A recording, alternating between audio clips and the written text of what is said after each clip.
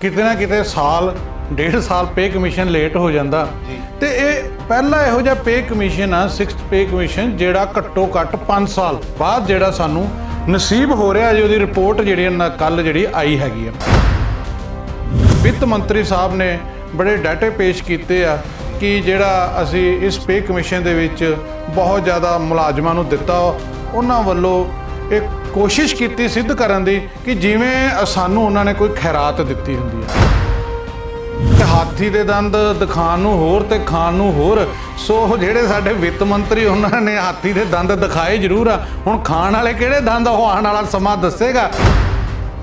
Convince allowance ਦਿੱਤਾ ਜਾਂਦਾ ਸੀਗਾ, ਉਹ ਅਲੱਗ-ਅਲੱਗ ਕੈਟਾਗਰੀਆਂ ਦੇ ਹਿਸਾਬ ਨਾਲ ਉਹ ਬੰਦ ਕਰ ਦਿੱਤਾ ਗਿਆ। ਬੰਦ ਕਰਦਾ, ਹਾਲਾਂਕਿ ਪੈਟਰੋਲ ਦੀ ਕੀਮਤ ਜਾਂ ਡੀਜ਼ਲ ਦੀ ਕੀਮਤ ਤਾਂ ਪ੍ਰਤੀ ਦਿਨ ਵੱਧਦੀ ਨਜ਼ਰ ਆਉਂਦੀ। ਸੈਂਕੜਾ ਮਾਰ ਚੁੱਕੀ ਹੈ ਜੀ, ਉਹ ਸੱਚੀ ਦੇ ਸੈਂਕੜੇ ਵਾਂਗੂ ਵੱਧਦਾ ਜਾ ਰਿਹਾ ਪੈਟਰੋਲ, ਔਰ ਇਹ ਸਾਡੇ ਕਨਵੈਂਸ ਅਲਾਊਂਸ ਕੱਟ ਰਿਹਾ, ਔਰ ਆਪਣਾ ਕਨਵੈਂਸ ਅਲਾਊਂਸ ਕੋਈ ਨਹੀਂ ਕੱਟ ਰਿਹਾ ਐਮਐਲਏ ਮੰਤਰੀ। ਉਹ ਕਹਿੰਦੇ ਆ 13,800 ਕਰੋੜ ਰੁਪਇਆ ਦਾ ਸਾਡਾ ਏਰੀਅਰ ਬਣੇਗਾ ਪੇ ਕਮਿਸ਼ਨ ਬਕਾਇਆ ਦੇਣਾ। ਉਹ ਕਹਿੰਦੇ ਉਹਦੇ ਵਿੱਚ 2 ਕਿਸ਼ਤਾਂ ਅਸੀਂ ਹੁਣ ਦੇਵਾਂਗੇ, ਜਿਹਦੇ ਵਿੱਚੋਂ 2572 ਕਰੋੜ ਰੁਪਈਆ ਜਿਹੜਾ ਹੈਗਾ ਉਹ ਹੁਣ ਦੇਵਾਂਗੇ, ਤੇ ਬਾਕੀ 4.5 ਸਾਲਾਂ 'ਚ ਮਤਲਬ ਕਿ 9 ਕਿਸ਼ਤਾਂ ਦੇ ਵਿੱਚ ਟੋਟਲ ਦੇਵਾਂਗੇ। ਹੁਣ ਸਵਾਲ 4 ਸਾਲ ਦੇ ਸਰਕਾਰ ਨੇ ਨਿਕਲ ਗਏ ਹੋਣਗੇ, ਕਿਹੜੇ 4.5? ਉਹ ਕਹਿੰਦੇ ਵੀ ਅਸੀਂ ਤੇ ਹੋਣਾ ਨਹੀਂ, ਜਿਹੜੇ ਨਵੇਂ ਆਣਗੇ ਉਹ ਵੀ ਦਿੰਦੇ ਰਹਿਣ, ਅਸੀਂ ਕਿਉਂ ਦਈਏ। ਲੋਕ ਕਹਿੰਦੇ ਨੇ ਕਿ ਮੁਲਾਜ਼ਮ ਬਹੁਤ ਜ਼ਿਆਦਾ ਪੈਸੇ ਲੈਂਦੇ ਨੇ ਤੇ ਫਿਰ ਮਰੂ ਕਰਦੇ ਨੇ। ਬਿਲਕੁਲ ਕਹਿੰਦੇ ਨੇ ਜੀ, ਲੱਖ 1.5 ਲੱਖ ਤਨਖਾਹ ਇਹਨਾਂ ਨੂੰ ਕਦ ਚਾਹੀਦੀ। ਹੱਕ ਚਾਹੇ ਅਮੀਰ ਦਾ ਹੋਵੇ ਚਾਹੇ ਗਰੀਬ ਦਾ ਹੋਵੇ, ਚਾਹੇ ਜਰਨਲ ਦਾ ਹੋਵੇ ਚਾਹੇ ਐਸਸੀ ਦਾ ਹੋਵੇ, ਉਹਨੇ ਹੱਕ ਆਪਣਾ ਲੈਣਾ। ਅਸੀਂ ਇਹ ਲੋਕਾਂ ਨੂੰ ਚੁਣਿਆ ਆਪਣੇ ਲਈ ਕਿ ਇਹ ਸਾਡਾ ਭਲਾ ਕਰਨਗੇ, ਪਰ ਉਹਨਾਂ ਲੋਕਾਂ ਨੇ ਕੀ ਕੀਤਾ, ਉਹ ਜਿਹੜੀ ਤਾਕਤ ਅਸੀਂ ਉਹਨਾਂ ਨੂੰ ਬਖਸ਼ਿਸ਼ ਕੀਤੀ ਹੈ, ਦਿੱਤੀ ਨਹੀਂ। ਜੋ ਤਾਕਤ ਉਹਨਾਂ ਨੂੰ ਬਖਸ਼ੀ, ਉਹ ਤਾਕਤ ਦਾ ਨਜਾਇਜ਼ ਫਾਇਦਾ ਲੈ ਕੇ ਉਹ ਆਪਣੇ ਨਿੱਜੀ ਸਵਾਰਥਾਂ ਦੀ ਪੂਰਤੀ ਕਰ ਰਹੀ। ਸਕਾਈ ਨਿਊਜ਼ ਪੰਜਾਬ ਦੇਖ ਰਹੇ ਦਰਸ਼ਕਾਂ ਨੂੰ ਸਤਿ ਸ੍ਰੀ ਅਕਾਲ। ਮੈਂ ਹਾਂ ਤੁਹਾਡੇ ਨਾਲ ਆਰਐਸ ਲਿਬਰੇਟ। ਅਸੀਂ ਜਿਵੇਂ ਲੋਕਾਂ ਦੇ ਮਸਲੇ ਜਾਂ ਮੁਲਾਜ਼ਮਾਂ ਦੇ ਮਸਲੇ ਆਪਦੇ ਦਰਸ਼ਕਾਂ ਨਾਲ ਸਾਂਝੇ ਕਰਦੇ ਰਹਿੰਦੇ ਹਾਂ, ਤਾਂ ਜੋ ਉਹ ਆਪਦੀ ਰਾਏ ਨਾਲ ਸਰਕਾਰ ਨੂੰ ਤੇ ਲੋਕਤੰਤਰ ਨੂੰ ਪ੍ਰਭਾਵਿਤ ਕਰ ਸਕਣ ਆਪਦੇ ਚੋਣ ਦੇ ਅਧਿਕਾਰ ਨਾਲ। ਹੁਣ ਗੱਲ ਇਹ ਹੋਈ ਹੈ ਕਿ ਬੀਤੇ ਕੱਲ੍ਹ ਸਰਕਾਰ ਵੱਲੋਂ ਪੇ ਕਮਿਸ਼ਨ ਜਾਰੀ ਕੀਤਾ ਗਿਆ 6ਵਾਂ। ਹੁਣ ਆਪਾਂ ਜਾਣਨਾ ਚਾਹੁੰਦੇ ਹਾਂ ਕਿ ਇਹਦੇ ਵਿੱਚ ਮਿਲਿਆ ਕੀ ਤੇ ਗਵਾਇਆ ਕੀ, ਜਾਂ ਆਉਣ ਵਾਲੇ ਭਵਿੱਖ ਦੇ ਵਿੱਚ ਮਿਲੇਗਾ ਕੀ। ਇਹ ਸਾਨੂੰ ਸਾਡੇ ਮੁਲਾਜ਼ਮ ਹੀ ਦੱਸ ਸਕਦੇ ਨੇ। ਸਾਡੇ ਨਾਲ ਨੇ ਸਰਦਾਰ ਸੁਖਚੈਨ ਸਿੰਘ ਖਹਿਰਾ ਜੀ, ਜੋ 70 ਜਥੇਬੰਦੀਆਂ ਦੇ ਸਾਂਝਾ ਮੁਲਾਜ਼ਮ ਮੰਚ ਦੇ ਕਨਵੀਨਰ ਨੇ, ਉਹ ਸਾਡੇ ਨਾਲ ਹਾਜ਼ਰ ਨੇ। ਅਸੀਂ ਤੁਹਾਡੇ ਤੇ ਦਰਸ਼ਕਾਂ ਦੇ ਵਿੱਚ ਵੱਖਵਾ ਨਾ ਬਣਦੇ ਹੋਏ ਸਿੱਧਾ ਉਹਨਾਂ ਕੋਲੇ ਚੱਲਾਂਗੇ। ਖਹਿਰਾ ਸਾਹਿਬ ਸਤਿ ਸ੍ਰੀ ਅਕਾਲ। ਸਤਿ ਸ਼੍ਰੀ ਅਕਾਲ ਜੀ। ਸਕਾਈ ਨਿਊਜ਼ ਪੰਜਾਬ ਤੇ ਤੁਹਾਡਾ ਸਵਾਗਤ ਹੈ। ਬਹੁਤ ਬਹੁਤ ਧੰਨਵਾਦ ਜੀ। ਤੁਸੀਂ ਇਹ ਦੱਸੋ ਕਿ ਮੁਲਾਜ਼ਮ ਤੇ ਸਰਕਾਰ ਦਾ ਇੱਕ ਨਾਤਾ ਪੇ ਕਮਿਸ਼ਨ ਨਾਲ ਬਹੁਤ ਗਹਿਰਾ ਹੈ। ਪਿਛਲੇ 5 ਪੇ ਕਮਿਸ਼ਨਾਂ ਦੇ ਨਾਲ 6ਵੇਂ ਪੇ ਕਮਿਸ਼ਨ ਨੂੰ ਅੱਛਾ ਕੰਪੈਰੀਟਿਵ ਕਰੀਏ, ਮੁਕਾਬਲਤ ਕਰੀਏ, ਤਾਂ ਕੀ ਫਰਕ ਹੈ? ਸਭ ਤੋਂ ਪਹਿਲਾ ਫਰਕ ਤਾਂ ਇਹ ਹੈ ਜੀ, ਕਿਤੇ ਨਾ ਕਿਤੇ ਸਾਲ ਡੇਢ ਸਾਲ ਪੇ ਕਮਿਸ਼ਨ ਲੇਟ ਹੋ ਜਾਂਦਾ ਜੀ, ਤੇ ਇਹ ਪਹਿਲਾ ਇਹੋ ਜਿਹਾ ਪੇ ਕਮਿਸ਼ਨ ਆ 6th ਪੇ ਕਮਿਸ਼ਨ ਜਿਹੜਾ ਘੱਟੋ ਘੱਟ 5 ਸਾਲ ਜੀ ਬਾਅਦ ਜਿਹੜਾ ਸਾਨੂੰ ਨਸੀਬ ਹੋ ਰਿਹਾ ਜੀ। ਉਹਦੀ ਰਿਪੋਰਟ ਜਿਹੜੀ ਕੱਲ ਜਿਹੜੀ ਆਈ ਹੈਗੀ ਆ ਜੀ। ਸੋ 10 ਸਾਲਾਂ ਬਾਅਦ ਪੇ ਕਮਿਸ਼ਨ ਆਂਦਾ, 5 ਸਾਲਾਂ ਬਾਅਦ ਸਾਨੂੰ ਇਸ ਦੀ ਰਿਪੋਰਟ ਮਿਲ ਰਹੀ ਆ। ਮਤਲਬ ਕਿ ਅੱਧਾ ਸਮਾਂ ਤੇ ਕੱਢ ਲਿਆ, ਅਸੀਂ ਕਿੰਨਾ ਜ਼ਿਆਦਾ ਜਿਹੜਾ ਹੈਗਾ ਨੁਕਸਾਨ ਸਹਿ ਚੁੱਕੇ ਹਾਂ। ਦੂਸਰੀ ਗੱਲ ਆ ਕਿ ਵਿੱਤ ਮੰਤਰੀ ਸਾਹਿਬ ਨੇ ਬੜੇ ਡਾਟੇ ਪੇਸ਼ ਕੀਤੇ ਆ ਕਿ ਜਿਹੜਾ ਅਸੀਂ ਇਸ ਪੇ ਕਮਿਸ਼ਨ ਦੇ ਵਿੱਚ ਬਹੁਤ ਜ਼ਿਆਦਾ ਮੁਲਾਜ਼ਮਾਂ ਨੂੰ ਦਿੱਤਾ, ਉਹਨਾਂ ਵੱਲੋਂ ਇੱਕ ਕੋਸ਼ਿਸ਼ ਕੀਤੀ ਸਿੱਧ ਕਰਨ ਦੀ ਕਿ ਜਿਵੇਂ ਸਾਨੂੰ ਉਹਨਾਂ ਨੇ ਕੋਈ ਖੈਰਾਤ ਦਿੱਤੀ ਹੁੰਦੀ ਹੈ। ਸੋ ਇਹ ਮੈਂ ਕਹਿਣਾ ਚਾਹਾਂਗਾ, ਇਹਦੇ ਵਿੱਚ ਜੋ ਕੈਲਕੂਲੇਸ਼ਨ ਅਸੀਂ ਕਰ ਰਹੇ ਹਾਂ, ਅੱਜ ਸਵੇਰ ਤੋਂ ਲੱਗੇ ਹੋਏ ਹਾਂ, ਪਰ ਅਜੇ ਤਾਈਂ ਸਾਡੇ ਪੱਲੇ ਕੁਛ ਇਹੋ ਜਿਹਾ ਨਹੀਂ ਪਿਆ ਕਿ ਸਾਨੂੰ ਬਹੁਤ ਕੁਛ ਦੇਤਾ। ਅਜੇ ਤਾਈਂ ਜਿੰਨੀ ਕੁ ਸਾਡੇ ਕੋਲ ਮੈਮੋਰੈਂਡਮ ਵਗੈਰਾ ਜੋ ਇਹਨਾਂ ਨੇ ਪੇਸ਼ ਕੀਤਾ ਸੀ, ਉਹਦੀ ਕਾਪੀ ਮੇਰੇ ਕੋਲ ਹੈਗੀ ਆ, ਤੇ ਇਸ ਕਾਪੀ ਦੇ ਹਿਸਾਬ ਨਾਲ ਜੋ ਅਸੀਂ ਕੈਲਕੂਲੇਸ਼ਨ ਕੀਤੀਆਂ ਉਹਦੇ ਹਿਸਾਬ ਨਾਲ ਸਾਨੂੰ ਕੁਛ ਵੀ ਪ੍ਰਾਪਤ ਨਹੀਂ ਹੋ ਰਿਹਾ। ਇਵੇਂ ਲੱਗ ਰਿਹਾ ਕਿ ਅਸੀਂ ਕੁਛ ਗਵਾਵਾਂਗੇ, ਲੇਕਿਨ ਐਕਚੁਅਲੀ ਜਿਹੜੀ ਰਿਪੋਰਟ ਆ ਉਹ ਅਜੇ ਜਿਹੜੀ ਆ ਫਿਨਾਂਸ ਸੈਕਟਰੀ ਕੋਲ ਹੈਗੀ ਆ। ਉਹ ਸੋਮਵਾਰ ਤੱਕ ਡਿਪਾਰਟਮੈਂਟ 'ਚ ਆਏਗੀ। ਉਹਦੇ ਵਿੱਚ ਕੀ ਟੇਬਲ ਬਣੇ ਆ, ਫਿਟਮੈਂਟ ਟੇਬਲ, ਜਿਹਦੇ ਨਾਲ ਇਸ ਕੈਲਕੂਲੇਟ ਕੀਤੀ ਜਾਣੀ ਆ।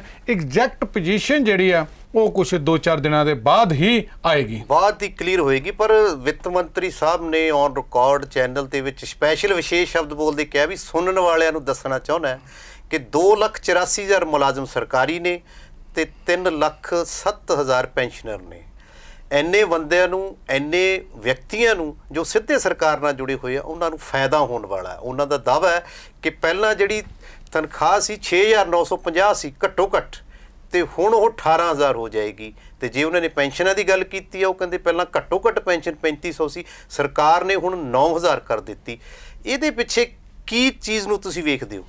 ਇਹ ਕਿੰਨਾ ਲਈ ਹੈ, ਮੁਲਾਜ਼ਮਾਂ ਲਈ ਹੈ ਜਾਂ ਆਮ ਵਿਅਕਤੀ ਲਈ? ਦੇਖੋ ਜੀ, ਜੇ ਆਪਾਂ ਇਸ ਦੀ ਗੱਲ ਕੀਤੀ ਜਾਵੇ ਜੀ, ਤਾਂ ਮੁਲਾਜ਼ਮ ਜਿਹੜੇ ਨੇ, ਜਿਹੜੇ ਪੁਰਾਣੀ ਜੌਬ ਕਰ ਰਹੇ ਨੇ, ਉਹ ਤਾਂ ਆਲਰੇਡੀ ਇਹ ਜਿਹੜੀ ਇਹਨਾਂ ਨੇ ਲਿਮਟ ਦੱਸੀ ਉਸ ਨੂੰ ਕ੍ਰਾਸ ਕਰ ਚੁੱਕੇ ਨੇ। ਤੇ ਫਿਰ ਇਹ ਹੈ ਕਿ ਇਹ ਹੈ ਵੀ ਜੋ ਨਵੇਂ ਕਰਮਚਾਰੀ ਖਾਸ ਕਰਕੇ ਦਰਜਾ 4 ਆਣਗੇ, ਉਹਨਾਂ ਦੀ ਮਿਨੀਮਮ ਤਨਖਾਹ ਜਿਹੜੀ ਉਹ 18,000 ਦਿੱਤੀ ਜਾਏਗੀ ਜੀ। ਪਰ ਇਹਦੇ ਨਾਲ ਮੈਂ ਇੱਕ ਗੱਲ ਹੋਰ ਦੱਸਦਾ ਜੀ ਕਿ ਇਹ ਆਪਣੀ ਇੱਕ ਚਿੱਠੀ ਦਾ ਉੱਥੇ ਜਿਹੜਾ ਬਿਊਰਾ ਦੇਣਾ ਭੁੱਲ ਗਏ। ਉਹ ਚਿੱਠੀ ਦੇ ਵਿੱਚ ਇਹਨਾਂ ਨੇ ਇਹ ਕਿਹਾ ਕਿ ਜਿਹੜਾ ਪ੍ਰੋਬੇਸ਼ਨ ਪੀਰੀਅਡ ਉਹ 3 ਸਾਲ ਦਾ ਹੋਏਗਾ ਜੀ, ਔਰ ਪ੍ਰੋਬੇਸ਼ਨ ਪੀਰੀਅਡ ਦੇ ਦੌਰਾਨ ਤੁਹਾਨੂੰ ਡੀਸੀ ਰੇਟ ਜਾਂ ਬੇਸਿਕ ਪੇ ਹੀ ਮਿਲਣਯੋਗ ਹੋਏਗੀ, ਜਿਹੜੀ 5-7 ਹਜ਼ਾਰ ਤੋਂ ਲੈ ਕੇ 15-20 ਹਜ਼ਾਰ ਤੱਕ ਜਾਂਦੀ ਨੇ। ਸੋ ਜੇਕਰ ਮੈਂ ਆਪਣੀ ਗੱਲ ਕਰਾਂ, ਸੀਨੀਅਰ ਅਸਿਸਟੈਂਟ ਜਾਂ ਇੱਕ ਕਲਰਕ ਦੀ ਗੱਲ ਕਰਾਂ, ਤਾਂ ਉਹ 10-12 ਹਜ਼ਾਰ ਤਨਖਾਹ ਲੈਂਦੇ ਨੇ ਜੋ ਡੀਸੀ ਰੇਟ ਹੁੰਦਾ ਜੀ। ਹੁਣ ਸਵਾਲ ਪੈਦਾ ਹੋ ਗਿਆ, ਜੇ ਉਹ ਲੈਟਰ ਜਿਹੜੀ ਉਹ ਸਟੈਂਡ ਕਰਦੀ ਆ, ਤੇ ਫਿਰ ਉਹ ਜਿਹੜਾ ਕਲਾਸ 4 ਵੀ ਆਊਗਾ ਉਹਨੂੰ 18,000 ਮਿਲਣਯੋਗ ਹੋਣੇ ਨਹੀਂ। ਜਾਂ ਤੇ ਉਹ ਲੈਟਰ ਜਿਹੜੀ ਆ ਉਹਨੂੰ ਖਤਮ ਕਰਨ, ਤੇ ਜਾਂ ਜਿਹੜੀ ਹੈਗੀ ਆ 18,000 ਜਿਹਦੇ ਨਾਲ ਲੈਟਰ ਖਤਮ ਕਰਨ, ਤੇ ਜਾਂ ਫਿਰ ਕਹਿਣ ਵੀ ਮੰਨਣ ਵੀ ਅਸੀਂ ਦਿੱਤਾ ਕੁਛ ਨਹੀਂ ਹੈਗਾ। ਕੈਬਨਿਟ ਨੇ ਪ੍ਰਵਾਨਗੀ ਦੇ ਦਿੱਤੀ ਹੈ, ਤੁਹਾਡੇ ਮੁਤਾਬਕ 2-4 ਦਿਨਾਂ ਤਾਈਂ ਤੁਹਾਡੇ ਕੋਲ ਟੇਬਲ ਹੋ ਜਾਏਗਾ ਸਾਰਾ ਕੁਝ ਥਰੂ ਜਿਹੜੇ ਅਧਿਕਾਰੀਆਂ ਦੇ। ਤੇ ਉਦੋਂ ਬਾਅਦ ਇਹ ਯਾਨੀ ਕਿ ਜੇ ਕੈਬਨਿਟ ਨੇ ਕਹਿ ਦਿੱਤਾ ਤਾਂ ਆਟੋਮੈਟਿਕਲੀ ਉਹ ਜਿਹੜਾ ਲੈਟਰ ਜਿਸ ਲੈਟਰ ਦੀ ਤੁਸੀਂ ਗੱਲ ਕਰਦੇ ਹੋ, ਉਹ ਆਟੋਮੈਟਿਕਲੀ ਖਤਮ ਨਹੀਂ ਹੁੰਦਾ? ਨਹੀਂ ਜੀ, ਉਹ ਖਤਮ ਨਹੀਂ ਹੋਏਗਾ, ਕਿਉਂਕਿ ਇੱਕ ਜਿਹੜੇ ਪਰਸੋਨਲ ਵਿਭਾਗ ਦੇ ਆਪਣੇ ਰੂਲਸ ਹੁੰਦੇ ਆ, ਵਿਭਾਗੀ ਰੂਲਸ ਹੁੰਦੇ ਆ, ਸਟੇਟ ਦੇ ਰੂਲ ਹੁੰਦੇ ਆ, ਜਿਹਨੂੰ ਅਸੀਂ CSR ਕਹਿੰਦੇ ਆ ਜੀ। ਹੁਣ ਉਹ ਜਿਹੜੇ CSR ਰੂਲ ਆ, ਉਹਦੇ ਵਿੱਚ ਤੁਸੀਂ ਕਰ ਲਿਆ ਵੀ ਆਹ ਚੀਜ਼ਾਂ ਇਵੇਂ ਹੋਣਗੀਆਂ, ਜਾਂ ਤਾਂ ਉਹਨਾਂ ਨੂੰ ਅਮੈਂਡਮੈਂਟ ਕਰਨਾ ਪਏਗਾ, ਉਹ ਥੋੜਾ ਬਦਲੇ ਜਾਣਗੇ, ਤੇ ਜਾਂ ਫਿਰ ਜਿਹੜਾ ਹੈਗਾ ਇਹ ਜਿਹੜਾ ਕਹਿ ਰਿਹਾ ਇਹ ਗਲਤ ਕਹਿ ਰਹੇ ਨੇ। ਸੋ ਕਹਿੰਦੇ ਨੇ ਕਿ ਹਾਥੀ ਦੇ ਦੰਦ ਦਿਖਾਉਣ ਨੂੰ ਹੋਰ ਤੇ ਖਾਣ ਨੂੰ ਹੋਰ। ਸੋ ਜਿਹੜੇ ਸਾਡੇ ਵਿੱਤ ਮੰਤਰੀ, ਉਹਨਾਂ ਨੇ ਹਾਥੀ ਦੇ ਦੰਦ ਦਿਖਾਏ ਜ਼ਰੂਰ ਆ, ਹੁਣ ਖਾਣ ਵਾਲੇ ਕਿਹੜੇ ਦੰਦ ਉਹ ਆਉਣ ਵਾਲਾ ਸਮਾਂ ਦੱਸੇਗਾ ਕਿ ਉਹ ਕਿਹੜੇ ਟੂਲ ਆ, ਉਹ ਕਿਹੜੀ ਤਨਖਾਹ ਵਾ। ਕਿਉਂਕਿ ਅੱਜ ਸਾਡੇ ਇੱਕ ਸਾਥੀ ਨੇ ਆਪਣੀ ਤਨਖਾਹ ਸੀਨੀਅਰ ਅਸਿਸਟੈਂਟ ਨੇ ਕੈਲਕੂਲੇਟ ਕੀਤੀ ਆ ਜੀ। ਉਹ ਜਦੋਂ ਕੈਲਕੂਲੇਟ ਕੀਤੀ ਤਾਂ ਉਹਦੇ ਵਿੱਚ ਇੱਕ ਚੀਜ਼ ਸਾਹਮਣੇ ਆਈ, ਮੈਂ ਤੁਹਾਨੂੰ ਦੱਸ ਦੇਣਾ ਚਾਹੁੰਦਾ। ਜੇ ਆਪਾਂ ਸੈਲਰੀ ਦੀ ਗੱਲ ਕਰੀਏ ਜੀ, ਤਾਂ ਇਹਦੇ ਵਿੱਚ ਉਹਨਾਂ ਨੇ ਕੈਟਾਗਰੀਆਂ ਜ਼ਿਆਦੀਆਂ ਵੰਡਤੀਆਂ। ਹੁਣ ਮੈਂ ਤੁਹਾਨੂੰ ਸਮਝਾਉਣਾ ਚਾਹਾਂਗਾ ਕਿ ਇਹ ਪੇ ਕਮਿਸ਼ਨ 2006 ਦੇ ਵਿੱਚ ਪਹਿਲਾ ਜਿਹੜਾ ਸੀ 5th ਆਇਆ, ਤੇ ਉਹਦੇ ਹਿਸਾਬ ਨਾਲ 10 ਸਾਲ ਬਾਅਦ 2016 ਦੇ ਵਿੱਚ 6th ਪੇ ਕਮਿਸ਼ਨ ਆਉਣਾ ਸੀਗਾ ਜੀ। ਇਨ ਬਿਟਵੀਨ 2011 ਦੇ ਵਿੱਚ ਅਕਾਲੀ ਗਵਰਨਮੈਂਟ ਨੇ ਜਿਹੜੀ ਸੀਗੀ 2012 ਦੀ ਇਲੈਕਸ਼ਨ, ਉਸ ਤੋਂ ਪਹਿਲੇ ਉਹਨਾਂ ਨੇ ਇੱਕ ਸਬ ਕਮੇਟੀ ਦੀ ਸਥਾਪਨਾ ਕੀਤੀ, ਤੇ ਉਹਦੇ ਵਿੱਚ ਸਾਡੀਆਂ ਤਨਖਾਹਾਂ ਵੱਧ ਗਈਆਂ। ਹੁਣ ਪੇ ਕਮਿਸ਼ਨ ਨੇ ਆਪਣੀ ਰਿਪੋਰਟ ਦੇ ਦਿੱਤੀ, ਤੇ ਕੱਲ੍ਹ ਵਾਲੀ ਉਹਦੇ ਵਿੱਚ ਜੋ ਇਹਦੇ ਵਿੱਚ ਰਿਪੋਰਟ ਆਈ, ਉਹਦੇ ਵਿੱਚ ਜੋ ਵਿੱਤ ਮੰਤਰੀ ਸਾਹਿਬ ਦੇ ਜੋ ਉਹਨਾਂ ਨੇ ਕਿਹਾ ਬਿਆਨ ਦਿੱਤੇ, ਉਹਦੇ ਮੁਤਾਬਿਕ ਇਹ ਆ ਕਿ 2016 ਤੋਂ ਪਹਿਲੇ ਭਰਤੀ ਹੋਏ ਮੁਲਾਜ਼ਮਾਂ ਨੇ, ਜਿਨ੍ਹਾਂ ਨੇ 2011 ਦਾ ਜਿਹੜਾ ਲਾਭ ਲਿਆ, ਉਹਨਾਂ ਨੂੰ 2.25 ਦੀ ਕੈਲਕੂਲੇਸ਼ਨ ਮਲਟੀਪਲੀਕੇਸ਼ਨ ਦੇ ਹਿਸਾਬ ਨਾਲ ਉਹਨਾਂ ਦੀ ਤਨਖਾਹ ਵਧੇਗੀ। ਦੂਸਰੀ ਜਗ੍ਹਾ ਤੇ ਉਹ ਕਹਿ ਰਹੇ ਨੇ ਕਿ ਜਿਹੜੇ 2016 ਤੋਂ ਬਾਅਦ ਭਰਤੀ ਹੋਏ ਨੇ, ਉਹਨਾਂ ਨੂੰ 2.59 ਦੀ ਕੈਲਕੂਲੇਸ਼ਨ ਦੇ ਹਿਸਾਬ ਨਾਲ ਤਨਖਾਹ ਫਿਕਸ ਕੀਤੀ ਜਾਏਗੀ ਜੀ। ਥਰਡ ਆ ਗਿਆ ਕਿ ਜਿਹੜੇ 2020 ਤੋਂ ਬਾਅਦ ਭਰਤੀ ਹੋਏ ਮੁਲਾਜ਼ਮ ਨੇ, ਉਹਨਾਂ ਨੂੰ ਸੈਂਟਰਲ ਪੇ ਕਮਿਸ਼ਨ ਮਿਲੇਗਾ, ਉਹਨਾਂ ਨੂੰ ਪੰਜਾਬ ਦਾ ਪੇ ਕਮਿਸ਼ਨ ਨਹੀਂ ਮਿਲੇਗਾ। ਸੋ ਇਹਨਾਂ ਨੇ ਝੋਲ ਕੀ ਹੈ ਫਿਰ? ਇਹਦਾ ਝੋਲ ਪਹਿਲੀ ਜੇ ਸਾਨੂੰ ਸਮਝ ਆਉਂਦੀ ਉਹ ਇਹੀ ਹੈ, ਵੰਡ ਪਾਓ ਤੇ ਰਾਜ ਕਰੋ। ਇਹ ਸਾਡੇ ਵਿੱਚੋਂ ਵੰਡ ਪਾ ਰਹੇ ਨੇ। ਸੋ ਇਹੀ ਕਹਿੰਦੇ ਜੋ ਅੰਗਰੇਜ਼ਾਂ ਦੀ ਨੀਤੀ ਸੀ, ਉਹ ਸਾਡੇ ਕਾਲੇ ਅੰਗਰੇਜ਼ਾਂ ਦੀ ਨੀਤੀ ਬਣੀ ਹੋਈ ਆ। ਸੋ ਉਹਨੂੰ ਉਹ ਕਰ ਰਹੇ ਨੇ। ਹੁਣ ਦੇਖੋ, ਇਹਦੇ ਵਿੱਚ ਉਹਨਾਂ ਨੇ ਕੋਸ਼ਿਸ਼ ਕੀਤੀ ਹੈ, ਕਹਿੰਦੇ ਅਸੀਂ ਬਹੁਤ ਕੁਝ ਦੇ ਰਹੇ ਹਾਂ। ਹੁਣ ਮੈਂ ਇਹੀ ਗੱਲ ਦੱਸਣਾ ਚਾਹ, ਜਦੋਂ ਉਸ ਸਾਥੀ ਨੇ 2.25 ਦਾ ਫਾਰਮੂਲਾ ਲਾਇਆ, ਤੇ ਉਹਨੂੰ ਜਿਹੜਾ ਹਾਊਸ ਰੈਂਟ ਸੀਗਾ ਉਹਨੇ ਬਾਹਰ ਕੱਢਿਆ ਆਪਣੇ, ਕਿਉਂਕਿ ਉਹਨੂੰ ਸਰਕਾਰੀ ਮਕਾਨ ਮਿਲਿਆ, ਤੇ ਉਹਨੂੰ 700 ਰੁਪਏ ਦਾ ਲਾਸ ਹੋਇਆ, ਜੋ ਸਿਰਫ ਤੇ ਸਿਰਫ ਇਹ ਜਿਹੜੀ ਕਾਪੀ ਆ ਮੈਮੋਰੈਂਡਮ ਦੇ ਹਿਸਾਬ ਨਾਲ। ਜਿਹੜੀ ਐਕਚੁਅਲੀ ਪੋਜੀਸ਼ਨ ਆਣੀ ਆ, ਉਹਦੇ ਹਿਸਾਬ ਨਾਲ ਕੁਝ ਟੇਬਲ ਬਣ ਗਏ, ਫਿਟਮੈਂਟ ਟੇਬਲ ਬਣ ਗਏ, ਜਾਂ ਕੋਈ ਹੋਰ ਜਿਹੜੀ ਹੈਗੀ ਆ ਪੇ ਮੈਟ੍ਰਿਕਸ ਬਣੇਗੀ, ਉਹਦੇ ਵਿੱਚ ਉਹ ਫਿਕਸ ਕਰਕੇ ਦੇਖਣਗੇ ਕਿ ਸੈਲਰੀ ਕਿਵੇਂ ਉਹਦੇ ਵਿੱਚ ਫਰਕ ਆ ਸਕਦਾ, ਪਰ ਇਨੀਸ਼ੀਅਲੀ ਸਟੇਜ ਤੇ ਜੋ ਸਾਡੀ ਆ ਰਫ ਕੈਲਕੂਲੇਸ਼ਨ ਆ ਉਹਦੇ ਹਿਸਾਬ ਨਾਲ ਤਾਂ ਸਾਡੀ ਤਨਖਾਹ ਘਟ ਰਹੀ ਆ। ਇਹ ਜਿਹੜੇ 2 ਪੁਆਇੰਟ ਕੁਝ ਦੀ ਗੱਲ ਕੀਤੀ ਹੈ, ਥੋੜਾ ਦਰਸ਼ਕਾਂ ਨੂੰ ਸਧਾਰਨ ਭਾਸ਼ਾ ਸਮਝਾਓ, ਉਹਨਾਂ ਨੂੰ ਸਮਝ ਆਵੇ ਕੀ ਹੈ ਇਹ, ਕਿਵੇਂ ਕੈਲਕੂਲੇਸ਼ਨ ਕਰਦੇ 2.56। ਇੱਕ ਫਾਰਮੂਲਾ ਜੀ ਕਿ ਜੋ ਵੀ ਅਸੀਂ ਮੁਲਾਜ਼ਮਾਂ ਨੂੰ ਦੇਣਾ ਉਹਨੂੰ ਕਿੰਨਾ ਗੁਣਾਕ ਦਿੱਤਾ ਜਾਵੇ। ਜਿਵੇਂ ਕਿ ਸਾਡੀ ਇੱਕ ਬੇਸਿਕ ਪੇ ਹੁੰਦੀ ਆ ਜੋ ਫਿਕਸ ਕੀਤੇ ਹੁੰਦੇ, ਉਹਦੇ ਉੱਤੇ ਹੋਰ ਬਹੁਤ ਕੁਝ ਮਿਲਦਾ, ਜਿਵੇਂ ਹਾਊਸ ਰੈਂਟ ਮਿਲਦਾ, ਡੀਏ ਮਿਲਦਾ, ਡੀਏ ਨਾਲ ਮਹਿੰਗਾਈ ਭੱਤਾ। ਜਦੋਂ ਜਿਹੜੀ ਸੈਂਟਰ ਗਵਰਨਮੈਂਟ ਆ ਉਹ 2 ਤਰ੍ਹਾਂ ਦੇ ਜਿਹੜੇ ਆ ਮਹਿੰਗਾਈ ਭੱਤੇ ਜਾਰੀ ਕਰਦੀ ਆ, ਇੱਕ ਰਿਵਾਈਜ਼ਡ ਔਰ ਇੱਕ ਅਨਰਿਵਾਈਜ਼ਡ, ਇੱਕ ਸੈਂਟਰਲੀ ਇੱਕ ਸਟੇਟਸ ਲਈ। ਕਿਉਂਕਿ ਜਿਹੜੀ ਇਹ ਦਰ ਨੂੰ ਨਿਯਮਿਤ ਕਰਦੀ ਆ ਉਹ ਏਜੰਸੀ ਸੈਂਟਰ ਦੀ ਆ ਕਿ ਪੂਰੇ ਦੇਸ਼ ਦੇ ਵਿੱਚ ਸਰਵੇ ਕਰਕੇ ਦੇਖਿਆ ਜਾਂਦਾ ਕਿ ਦੇਸ਼ ਦੀ ਮਹਿੰਗਾਈ ਦਰ ਇਸ ਸਮੇਂ ਕੀ ਆ। ਜਿੰਨੀ ਉਹ ਮਹਿੰਗਾਈ ਦਰ ਆਉਂਦੀ ਆ ਉਹ ਸੈਂਟਰ ਦੇ ਹਿਸਾਬ ਨਾਲ ਸੈਂਟਰ ਨੂੰ ਦੇ ਦਿੱਤੀ ਜਾਂਦੀ, ਬਾਕੀ ਸਟੇਟਾਂ ਨੂੰ ਕਹਿ ਦਿੱਤਾ ਜਾਂਦਾ ਤੁਸੀਂ ਮੁਲਾਜ਼ਮਾਂ ਦੀ ਤਨਖਾਹ ਦੇ ਵਿੱਚ ਇੰਨਾ ਵਾਅਦਾ ਕਰ ਦਿਓ, ਜਦ ਕਿ ਜੋ ਮਹਿੰਗਾਈ ਦਰ ਹੁੰਦੀ ਉਹ ਤੋਂ ਘੱਟ ਹੁੰਦੀ ਬਹੁਤ ਜ਼ਿਆਦਾ ਜੀ। ਪਰ ਉਹਨਾਂ ਨੇ ਇੱਕ ਫਾਰਮੂਲਾ, ਉਹ ਏਜੰਸੀ ਜਦੋਂ ਆਪਣਾ ਉਹ ਕਹਿੰਦੀ ਆ ਤਾਂ ਉਸ ਨੂੰ ਬੇਸਿਕ ਤਨਖਾਹ ਦੇ ਵਿੱਚ ਉਹ ਐਡ ਕਰਕੇ ਉਹਦੀ ਜਿਹੜੀ ਆ ਗ੍ਰੋਸ ਸੈਲਰੀ ਬਣਾਈ ਜਾਂਦੀ, ਉਹਦੇ ਵਿੱਚ ਹਾਊਸ ਰੈਂਟ ਵੀ ਹੁੰਦਾ। ਹੁਣ ਇਹ ਕੀ ਕੀਤਾ ਇਹਨਾਂ ਨੇ ਵੀ ਤਨਖਾਹ ਵਧਾਉਣੀ ਸੀ, ਪੇ ਕਮਿਸ਼ਨ ਆ ਗਿਆ ਤੇ ਪੇ ਕਮਿਸ਼ਨ ਨੇ ਕੀ ਕੀਤਾ ਕਿ ਜਿਹੜੀ ਸਾਡੀ ਆ ਬੇਸਿਕ ਪੇ ਪਲੱਸ ਸਾਡਾ ਜਿਹੜਾ ਹੈਗਾ ਗ੍ਰੇਡ ਪੇ ਮਲਟੀਪਲਾਈ, ਜਿਹੜੇ ਇਹਨਾਂ ਨੇ ਫਾਰਮੂਲਾ ਦਿੱਤਾ 2.59 ਨਾਲ ਮਲਟੀਪਲਾਈ ਕਰਤਾ ਉਹਨਾਂ ਲਈ ਜਿਨ੍ਹਾਂ ਨੂੰ 2016 ਦਾ ਫਾਇਦਾ ਨਹੀਂ ਹੋਇਆ, ਉਹਨਾਂ ਦੀ ਤਨਖਾਹ ਫਿਕਸ ਕਰਤੀ, ਉਹਦੇ ਉੱਤੇ ਡੀਏ ਹਾਊਸ ਰੈਂਟ ਐਰਾ ਵਗੈਰਾ ਜੋ ਵੀ ਆ ਉਹ ਮਿਲ ਕੇ ਉਹਨਾਂ ਦੀ ਗ੍ਰੋਸ ਸੈਲਰੀ ਫਿਕਸ ਹੋ ਗਈ। ਜਿਨ੍ਹਾਂ ਨੇ ਹੁਣ ਉਹਦਾ ਫਾਇਦਾ ਲਿਆ ਜੀ, ਉਹਨਾਂ ਨੂੰ 2011 'ਚ ਫਾਇਦਾ ਮਿਲ ਗਿਆ ਜੀ, ਇਸ ਕਰਕੇ ਅਸੀਂ ਨਹੀਂ ਉਹਨਾਂ ਨੂੰ ਦਿੰਦੇ, ਅਸੀਂ ਤਾਂ 2.25 ਦੇਵਾਂਗੇ। ਸੋ ਮੁਲਾਜ਼ਮਾਂ ਦੇ ਵਿੱਚ ਇਸ ਸਮੇਂ ਸਭ ਤੋਂ ਵੱਡੀ ਜਿਹੜੀ ਗੱਲ ਜਾਰੀ ਹੋਏ ਆ ਰਹੀ ਹੈ ਕਿ ਸਾਨੂੰ ਨਾ ਤੇ 2.25 ਚਾਹੀਦਾ ਨਾ 2.59 ਚਾਹੀਦਾ, ਸਾਨੂੰ ਚਾਹੀਦਾ 2.69 ਨਾਲ ਜਿਹੜਾ ਗੁਣਾ ਕਰਕੇ ਸਾਡੀ ਤਨਖਾਹ ਫਿਕਸ ਉਹ ਸਾਰਿਆਂ ਦੀ ਕਰੀ ਜਾਵੇ, ਸਾਰਿਆਂ ਦੀ ਕਰੀ ਜਾਵੇ। ਇਹਨਾਂ ਨੇ ਵੱਖਰੇਵੇਂ ਕਰਤੇ। ਹੁਣ ਮੈਂ 2.69 ਕਿਉਂ ਕਹਿ ਰਿਹਾ ਜੀ, ਇਹ ਇਸ ਲਈ ਕਹਿ ਰਿਹਾ ਕਿ ਪੇ ਕਮਿਸ਼ਨ 2.59 ਜਾਂ 2.57 ਨਾਲ ਸੈਂਟਰ ਆਪਣੇ ਮੁਲਾਜ਼ਮਾਂ ਨੂੰ ਦੇ ਰਿਹਾ ਜੀ, ਪੇ ਕਮਿਸ਼ਨ ਉਹਨਾਂ ਦਾ ਜੋ ਸਹਿਮਤ ਪੇ ਕਮਿਸ਼ਨ ਆ। ਤੇ ਜੇ ਇਹੀ ਗੁਣਾਕ ਦੇਣਾ ਸੀਗਾ, ਇਹੀ ਮਲਟੀਫਿਕੇਸ਼ਨ ਦੇਣੀ ਸੀ ਤੇ ਫਿਰ ਸੈਂਟਰ ਦਾ ਹੀ ਲੈ ਲੈਂਦੇ, ਸਾਨੂੰ ਪੰਜਾਬ ਦਾ ਲੈਣ ਦੀ ਕੀ ਲੋੜ ਪੈ ਗਈ। ਸਵਾਲ ਪੈਦਾ ਹੋਇਆ ਜੇ ਪੰਜਾਬ ਨੇ ਆਪਣਾ ਪੇ ਕਮਿਸ਼ਨ ਬਣਾਇਆ ਤੇ ਉਹਦੇ ਕੁਛ ਨਾ ਕੁਛ ਕਾਰਨ ਸੀਗੇ। ਉਹ ਕਾਰਨ ਕੀ ਸੀਗੇ? ਜਦੋਂ 1955-57 ਦੇ ਵਿੱਚ ਫਸਟ ਪੇ ਕਮਿਸ਼ਨ ਆਇਆ ਉਦੋਂ ਪੰਜਾਬ ਦੇ ਹਾਲਾਤ ਉਦੋਂ ਤੇ ਅੱਜ ਤੱਕ ਅਲੱਗ ਚੱਲਦੇ ਆ। ਉਹ ਕੀ ਹਾਲਾਤ ਨੇ ਵੀ ਅਸੀਂ ਬਾਰਡਰ ਸਟੇਟ ਤੇ ਬੈਠੇ ਆ, ਸਾਨੂੰ ਰਿਸਕ ਫੈਕਟਰ ਜ਼ਿਆਦਾ। ਨੰਬਰ 2, ਸਾਡੀ ਸਟੇਟ ਦੇ ਵਿੱਚ ਮਹਿੰਗਾਈ ਦਰ ਬਾਕੀ ਸਟੇਟਾਂ ਨਾਲੋਂ ਵੱਧ ਆ। ਇੱਥੇ ਰੁਪਈਏ ਦੀ ਕੀਮਤ ਸਭ ਤੋਂ ਘੱਟ ਆ, ਇੱਥੇ ਦਾ ਪਹਿਰਾਵਾ ਜਾਂ ਜੋ ਵੀ ਆ ਉਹ ਬਹੁਤ ਕਾਸਟਲੀ ਆ, ਸਾਡਾ ਲਿਵਿੰਗ ਆਫ ਸਟੈਂਡਰਡ ਬਹੁਤ ਜ਼ਿਆਦਾ ਹਾਈ ਆ। ਸੋ ਇਹ ਬਹੁਤ ਸਾਰੇ ਜਿਹੜੇ ਫੈਕਟਰਸ ਆ ਉਹਨਾਂ ਨੂੰ ਦੇਖ ਕੇ ਪੰਜਾਬ ਨੇ ਆਪਣਾ ਪੇ ਕਮਿਸ਼ਨ ਜਿਹੜਾ ਲਾਗੂ ਕੀਤਾ ਔਰ ਉਹ ਸਦਾ ਹੀ ਸੈਂਟਰ ਤੋਂ ਉੱਪਰ ਹੋਇਆ। ਤੇ ਜੇਕਰ ਜਿਹੜੀ ਸਾਡੀ ਪੰਜਾਬ ਸਰਕਾਰ ਨਵੇਂ ਕਰਮਚਾਰੀ ਵਾਲੀ ਸੈਂਟਰ ਦਾ ਪੇ ਕਮਿਸ਼ਨ ਦੇ ਰਹੀ, ਇਟ ਮੀਨਸ ਉਹ ਚਾਹੁੰਦੀ ਹੈ ਕਿ ਅਸੀਂ ਇਹਨਾਂ ਨੂੰ ਘੱਟ ਤਨਖਾਹ ਦਈਏ ਜਾਂ ਉਹਨਾਂ ਦੇ ਐਟ ਪਾਰ ਦਈਏ। ਸਾਡੀ ਕੰਡੀਸ਼ਨ ਕਹਿ ਰਹੀ ਹੈ ਸਾਨੂੰ ਵੱਧ ਚਾਹੀਦਾ। ਸੋ ਇਸ ਕਰਕੇ ਅਸੀਂ ਇਹ ਮੰਗਦੇ ਹਾਂ ਵੀ ਜੇ ਸਾਨੂੰ ਉਹਨਾਂ ਤੋਂ ਅੱਪ ਦਿੱਤਾ ਜਾਵੇ ਤੇ ਉਹ ਫਾਰਮੂਲਾ ਹੈਗਾ 2.69 ਦਾ। ਮਹਿੰਗਾਈ ਦਰ ਦੇ ਹਿਸਾਬ ਨਾਲ ਤੁਸੀਂ ਕਹਿੰਦੇ ਵੀ ਤਨਖਾਹਾਂ ਵਧਾਈਆਂ ਜਾਂਦੀਆਂ ਨੇ, ਕੀ ਇਹ ਮਹਿੰਗਾਈ ਦਰ ਦੇ ਮੁਕਾਬਲਤਨ ਇਹ ਠੀਕ ਹੋਇਆ ਵਾਧਾ? ਮੈਂ ਤਾਂ ਕਹਿ ਰਿਹਾ ਹੋਇਆ ਜਾਂ ਨਹੀਂ ਹੋਇਆ, ਜੇ ਹੋਇਆ ਤਾਂ ਠੀਕ ਹੋਇਆ? ਨਹੀਂ, ਬਿਲਕੁਲ ਨਹੀਂ ਹੋਇਆ ਜੀ। ਇਹ ਜ਼ਿਆਦਾ ਤੋਂ ਜ਼ਿਆਦਾ ਐਟ ਪਾਰ ਛੁੱਟੇਗਾ ਤੇ ਜਾਂ ਘਟੇਗਾ। ਇਹਦੇ ਵਿੱਚ ਜਿਹੜੀ A ਔਰ B ਦੀ ਸ਼ਾਇਦ ਐਟ ਪਾਰ ਹੋ ਜਾਏ, C ਔਰ D ਕਲਾਸ ਜਿਹੜੀ ਆ ਉਹ ਲਾਸ 'ਚ ਜਾਏਗੀ। ਉਹ ਅਲੱਗ ਗੱਲ ਹੈ ਕਿ ਪੇ ਪ੍ਰੋਟੈਕਟ ਹੋ ਜਾਏਗੀ, ਪਰ ਸਾਨੂੰ ਨਹੀਂ ਲੱਗਦਾ ਕਿ ਇਹਦਾ ਕੋਈ ਫਾਇਦਾ ਹੋਏਗਾ। ਇਹ ਸੀ ਇਹਦਾ ਇੱਕ ਪਹਿਲਾ ਪਾਰਟ। ਜੀ ਭੱਤਿਆਂ ਦੀ ਗੱਲ ਕਰੀਏ, ਭੱਤਿਆਂ ਦਾ ਕੀ ਹਿਸਾਬ? ਭੱਤਿਆਂ ਦੇ ਬੜੇ ਮੰਤਰੀ ਸਾਹਿਬ ਨੇ ਵੱਡੀਆਂ ਗੱਲਾਂ ਕੀਤੀਆਂ ਕਿ ਭੱਤੇ ਵਧਾ ਤੇ। ਉਹਨਾਂ ਨੇ ਫਿਰ ਇੱਕ ਗੱਲ ਕੀਤੀ ਸੀ ਕਿ ਹਾਇਰ ਐਜੂਕੇਸ਼ਨ ਦੀ ਵੀ ਸਿਫਾਰਿਸ਼ ਸਾਡੇ ਕੋਲ ਆਈ ਸੀ, ਬੰਦ ਕਰੋ, ਅਸੀਂ ਜਾਰੀ ਰੱਖੀ ਹੈ। ਭੱਤਿਆਂ ਨੂੰ ਥੋੜਾ ਤਫਸੀਲ ਨਾਲ ਦੱਸੋ ਸਾਰਿਆਂ ਨੂੰ। ਇਹ ਜਿਹੜੇ ਭੱਤੇ ਜਿਹੜੀ ਗੱਲ ਕਰ ਰਹੇ ਆ ਜੀ, ਉਹ ਜਿਹੜੇ ਭੱਤੇ ਦੀ ਗੱਲ ਕਰ ਰਹੇ ਆ ਉਹਦਾ ਆਮ ਮੁਲਾਜ਼ਮ ਨੂੰ ਹਾਇਰ ਐਜੂਕੇਸ਼ਨ ਦਾ ਕੋਈ ਵੀ ਫਾਇਦਾ ਨਹੀਂ ਹੈਗਾ। ਉਹ ਵਿੱਚ ਸਾਰਾ ਤੁਸੀਂ ਕਹਿ ਲਓ 0.0 ਕੁਛ % ਜਿਹੜੇ ਆ ਉਹਨਾਂ ਨੂੰ ਫਾਇਦਾ ਹੋਣਾ ਇਸ ਚੀਜ਼ ਦਾ, ਆਮ ਮੁਲਾਜ਼ਮ ਨੂੰ ਇਸ ਦਾ ਕੋਈ ਵੀ ਫਾਇਦਾ ਨਹੀਂ। ਉਹਦਾ ਕਾਰਨ ਇਹ ਆ ਜੀ ਕਿ ਕੋਈ ਡਾਕਟਰ ਆ ਜੀ, MBBS ਆ, ਉਹਨੇ MS ਕਰਨੀ ਆ, ਤਾਂ ਜਿਹੜੀ ਸਾਡਾ ਪੇ ਕਮਿਸ਼ਨ ਸੀ ਉਹਨੇ ਇਹ ਕਿਹਾ ਕਿ ਇਹਨਾਂ ਨੂੰ ਜਿਹੜਾ ਹੈਗਾ ਉਹ ਜਿਹੜਾ ਹਾਇਰ ਐਜੂਕੇਸ਼ਨ ਅਲਾਊਂਸ ਦਿੱਤਾ ਜਾਵੇ ਤਾਂ ਕਿ ਉਹ ਹਾਇਰ ਕੁਆਲੀਫਾਈ ਹੋ ਕੇ ਜਿਹੜੇ ਆ ਪੰਜਾਬ ਸਰਕਾਰ ਦੀ ਵਧੀਆ ਢੰਗ ਨਾਲ ਸੇਵਾ ਕਰ ਸਕਣ।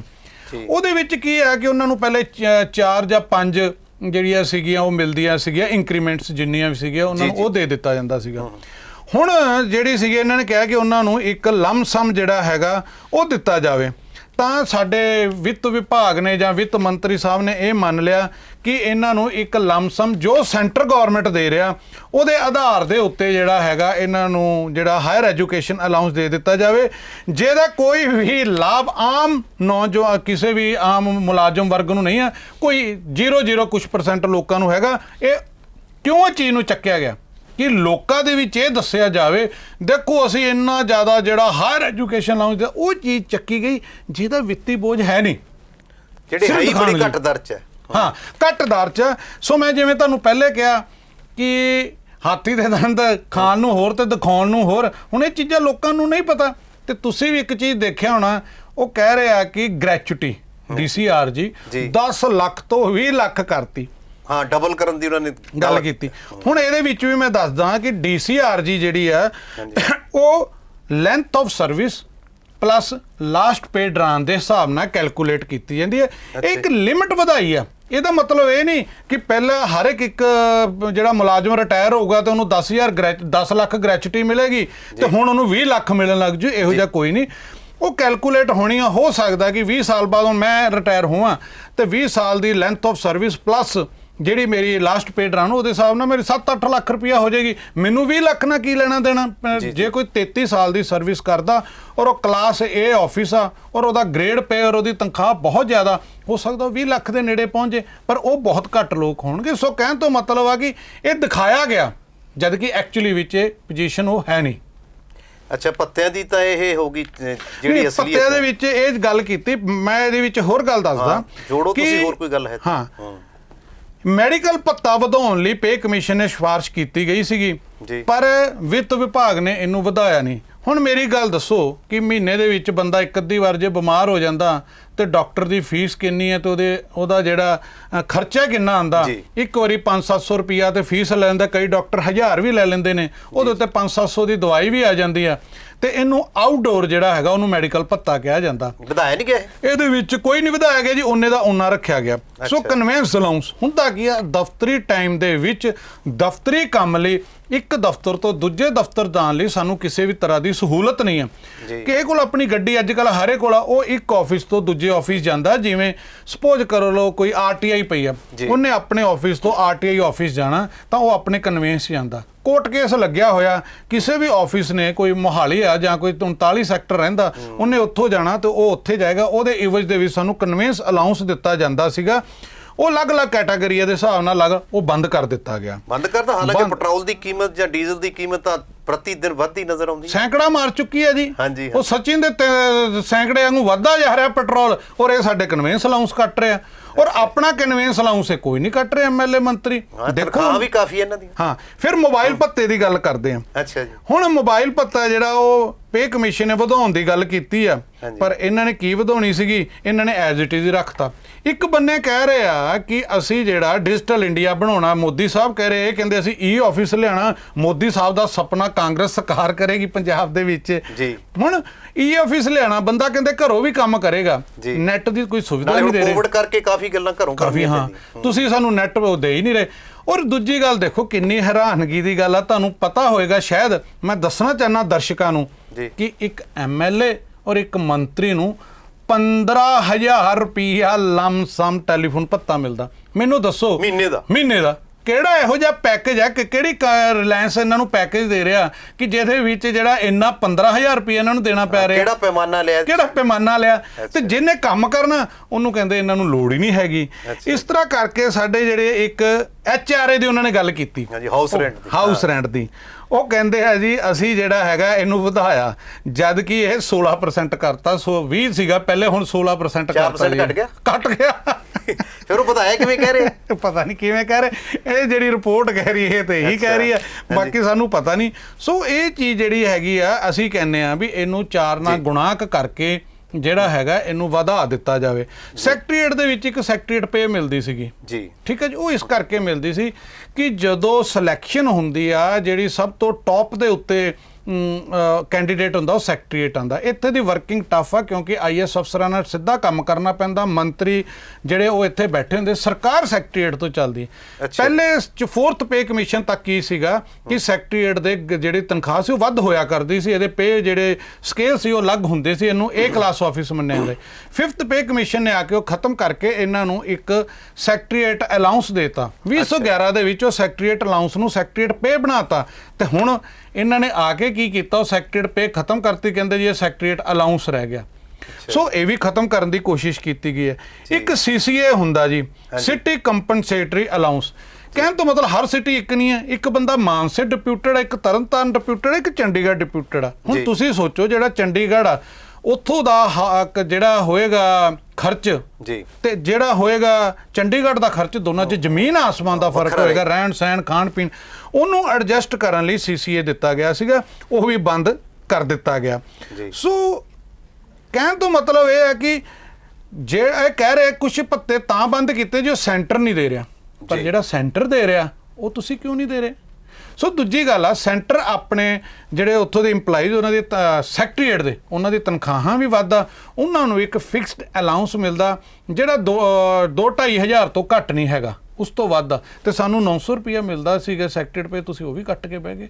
ਸੋ ਹੁਣ ਤੁਸੀਂ ਦੱਸੋ, ਜੇ ਮੈਂ ਆਮ ਦਰਸ਼ਕਾਂ ਨੂੰ ਔਰ ਤੁਹਾਨੂੰ ਪੁੱਛਿਆ ਵੀ ਅਸੀਂ ਪਾਇਆ ਕਿ ਅਜੇ ਤਾਈਂ ਤਾਂ ਮੈਨੂੰ ਤਾਂ ਨਹੀਂ ਲੱਗਦਾ, ਜਿੰਨੀ ਕੁ ਆਪਣੀ ਡਿਸਕਸ਼ਨ ਹੋਈ ਆ ਅਸੀਂ ਕੁਝ ਖੱਟਿਆ ਸੀ ਤਾਂ ਮੈਨੂੰ ਲੱਗਦਾ ਗਵਾਇਆ ਹੀ ਗਵਾਇਆ। ਇਸੇ ਕਰਕੇ ਤਾਂ ਤੁਹਾਨੂੰ ਸਟੂਡੀਓ 'ਚ ਬੁਲਾਇਆ ਕਿ ਮੁਲਾਜ਼ਮਾਂ ਨੂੰ ਪਤਾ ਲੱਗੇ, ਆਮ ਲੋਕਾਂ ਨੂੰ ਪਤਾ ਲੱਗੇ। ਜੋ ਕੱਲ ਵਿੱਤ ਮੰਤਰੀ ਜੀ ਸਾਹਿਬ ਨੇ ਦਾਅਵੇ ਕੀਤੇ ਨੇ ਬੜੀ ਉਰਦੂ ਜ਼ਬਾਨ ਦੇ ਗਹਿਰੇ ਸ਼ਬਦ ਵਰਤ ਕੇ, ਤਾਂ ਲੋਕਾਂ ਨੂੰ ਪਤਾ ਲੱਗਣਾ ਚਾਹੀਦਾ ਵੀ ਕੀ ਹੈ।